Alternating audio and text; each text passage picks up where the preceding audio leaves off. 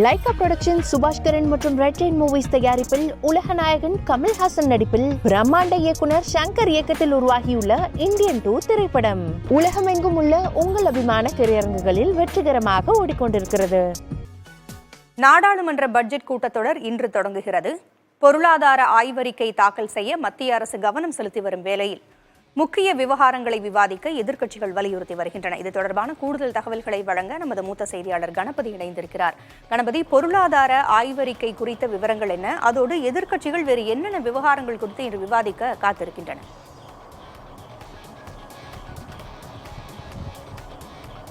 வழக்கமாக பிப்ரவரி மாதத்திலே நிதிநிலை அறிக்கை தாக்கல் செய்யப்படும் என்பது அனைவருக்கும் நன்றாக தெரியும்.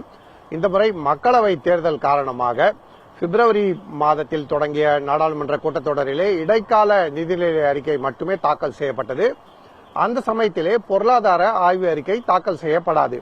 ஆகவே இந்த நிதியாண்டுக்கான பொருளாதார ஆய்வு அறிக்கை இன்று தாக்கல் செய்யப்படுகிறது. மக்களவையிலும் பின்னர் மாநிலங்களவையிலும் இன்று கிட்டத்தட்ட 1 மணிக்கு பிறகு இந்த அறிக்கை தாக்கல் செய்யப்படும் என நிதியமைச்சக அதிகாரிகள் தெரிவித்திருக்கிறார்கள். நிதியமைச்சர் நிர்மலா சீதாராமன் இந்த அறிக்கையை 2 அவைகளிலும் தாக்கல் செய்ய இருக்கிறார். தற்போது மிகவும் முக்கியத்துவம் வாய்ந்த அம்சங்களாக திகழும் பணவீக்கம், வேலையில்லா திண்டாட்டம் ஆகியவை குறித்து இந்த அறிக்கையிலே என்ன குறிப்பிடப்பட்டிருக்கும் என்பது மிகவும் ஆவலுடன் எதிர்பார்க்கப்படுகிறது. ஒருபுறம் மத்திய அரசு தனது செலவினங்களை கட்டுக்குள் வைத்திருப்பதால் கூடுதலாக கடன் வாங்கவில்லை எனவும், ஆகவே பணவீக்கம் படிப்படியாக குறையும் எனவும் தெரிவித்து வருகிறது. அதே சமயத்திலே உணவுப் பொருட்களின் விலை, குறிப்பாக காய்கறிகள் மற்றும் பழங்கள் போன்றவற்றின் விலை அடிக்கடி உயர்ந்து வருகிறது. மேலும் அரிசி, பருப்பு, பால், சமையல் எண்ணெய் போன்ற பொருட்களின் விலையும் தொடர்ந்து உயர்ந்து வருகிறது. ஆகவே வரும் மாதங்களிலே பணவீக்கத்தின் நிலை எப்படி இருக்கும், அத்தியாவசிய பொருட்களின் விலை குறையுமா என்பது குறித்த தகவல்கள் இந்த நிதிநிலை அறிக்கையிலே இடம்பெறலாம் என அவளுடன் எதிர்பார்க்கப்படுகிறது. அதேபோல மத்திய அரசு வேலை வாய்ப்பை பெருக்க எத்தகைய நடவடிக்கைகளை எடுக்கலாம், உற்பத்தி துறையிலே கூடுதல் முதலீடுகள் தேவை, கூடுதலாக வேலை வாய்ப்பு உருவாக்க வேண்டும் என்றால் பொருளாதாரம் விரிவாக வளர்ச்சி அடைய வேண்டும், வேகமாக வளர்ச்சி அடைய வேண்டும். அதற்கான நடவடிக்கைகள் என்ன என்பதெல்லாம் பரிந்துரைகளாக இந்த அறிக்கையிலே இடம்பெறும் என எதிர்பார்க்கப்படுகிறது. அதே சமயத்தில் நாடாளுமன்ற கூட்டத்தொடரை சுமூகமாக நடத்த வேண்டும் என அரசு முயற்சி செய்து கொண்டிருக்கும் நிலையில் பல்வேறு சர்ச்சைகள் காரணமாக கூட்டத்தொடர் சுமூகமாக நடைபெறுமா என்பதும் கேள்விக்குறியாகவே இருக்கிறது. காங்கிரஸ் கட்சி நீட் விவகாரத்தில் விவாதம் தேவை என மீண்டும் வலியுறுத்துகிறது. அதே சமயத்திலே அரசு ஊழியர்கள் RSS இயக்கத்தின் நடவடிக்கைகளிலே பங்கேற்கக்கூடாது என விதிக்கப்பட்டிருந்த தடை நீக்கப்பட்டிருப்பதாகவும், இது குறித்தும் நாடாளுமன்றத்திலே கேள்வி எழுப்பப் போவதாகவும் காங்கிரஸ் கட்சி தெரிவித்திருக்கிறது. மேலும் பல்வேறு எதிர்க்கட்சிகள் காவடி யாத்திரை எந்த வழிகளிலே செல்கிறதோ அங்குள்ள கடைகளிலே உரிமையாளர்கள் பெயர்கள் மற்றும் பணியாட்கள் பெயர்கள் குறிப்பிடப்பட வேண்டும் என தெரிவிக்கப்பட்டிருக்கிறது.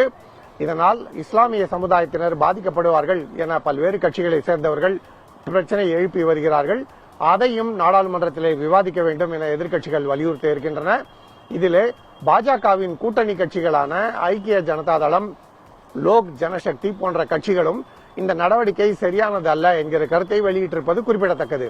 ஆகவே பல்வேறு சர்ச்சைகளுக்கிடையே இன்று பொருளாதார ஆய்வு அறிக்கை மற்றும் நாளை அனைவரும் மிகவும் ஆவலுடன் எதிர்பார்க்கும் பட்ஜெட் ஆகிய 2மே தாக்கல் செய்யப்பட இருக்கின்றன. இந்தியாவை 2047ஆம் வருடத்துக்குள் வளர்ச்சியடைந்த நாடாக உருவாக்க வேண்டும், இந்திய மக்களின் வருமானம் அந்த அளவுக்கு உயர வேண்டும், அதற்கான நடவடிக்கைகள் இப்போதிருந்தே தொடங்கப்படும் என பிரதமர் நரேந்திர மோடி வலியுறுத்தி வருகிறார்.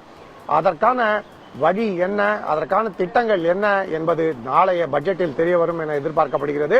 ஆகவேதான் மக்களவை தேர்தலுக்கு பிறகு பட்ஜெட் கூட்டத்தொடராக நடைபெறும் இந்த கூட்டத்தொடர் மிகவும் ஆவலுடன் உன்னிப்பாக கவனிக்கப்படுகிறது. அதே சமயத்திலே சர்ச்சைகள் காரணமாக இந்த நடவடிக்கைகளுக்கெல்லாம் போதிய அவகாசம் கிடைக்குமா, விவாதங்களுக்கு போதிய அவகாசங்களுக்கு கிடைக்குமா என்கிற சந்தேகமும் கூடவே எழுகிறது. பூங்கொழி, தகவல்களை வழங்கியமைக்கு நன்றி கணபதி. லைகா புரொடக்ஷன் சுபாஷ்கரன் மற்றும் ரெட் ரெயின் மூவிஸ் தயாரிப்பில் உலக நாயகன் கமல்ஹாசன் நடிப்பில் பிரம்மாண்ட இயக்குனர் சங்கர் இயக்கத்தில் உருவாகியுள்ள இந்தியன் 2 திரைப்படம் உலகமெங்கும் உள்ள உங்கள் அபிமான திரையரங்குகளில் வெற்றிகரமாக ஓடிக்கொண்டிருக்கிறது.